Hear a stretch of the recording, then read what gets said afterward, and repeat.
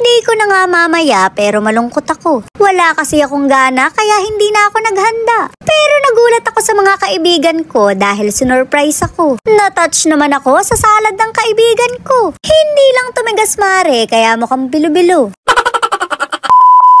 Nagkaayaan nga kami ng mga kaibigan ko na magkita-kita. Bukas na yung birthday ko pero hindi ako masaya. Wala kasi akong kagana-gana dahil masyado akong emotera. Tsaka wala rin naman akong panghanda dahil wala akong pera.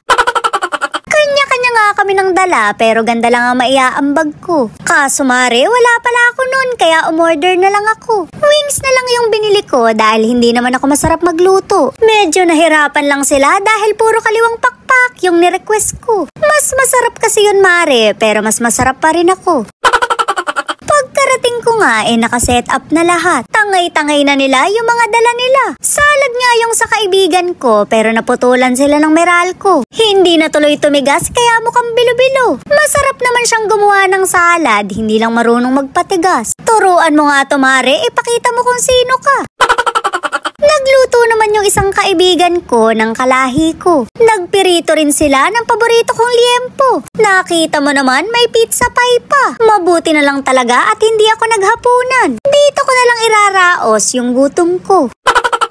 Hindi ko mapigilang kumurot dahil naglalaway na ako. Hinihintay pa kasi namin yung iba para sabay-sabay kumain. Sinasamantala naman ng kaibigan ko na seryoso sa pag-aaral. Tinatapos muna yung thesis bago makipag-inuman. Ganon sana mare, manginginom pero hindi pinapabayaan ng pag-aaral. Kumpleto na nga ang Powerpuff Girls kaya kakain na kami. Grabe talaga yung effort ng mga kaibigan ko, naiiyak tuloy ako.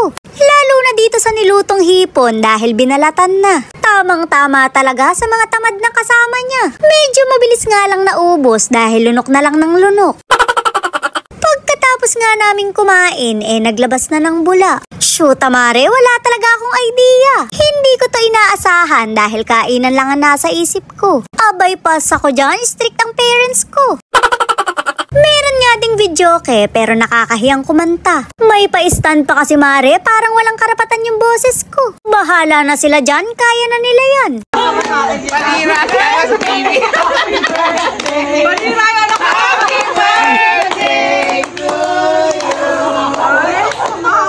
Bago pa nila ako i-surprise, alam ko na. Nilaglag na sila ng anak nila sa akin kaya tawang-tawa kami. Pero na-surprise pa rin ako dahil wala akong idea. Gumawa pa sila ng group chat nang hindi ako kasama. Pinagplanuhan kasi nila na bilhan ako ng cake. Ganon sana mare, hindi yung gumawa ng group chat para siraan ka.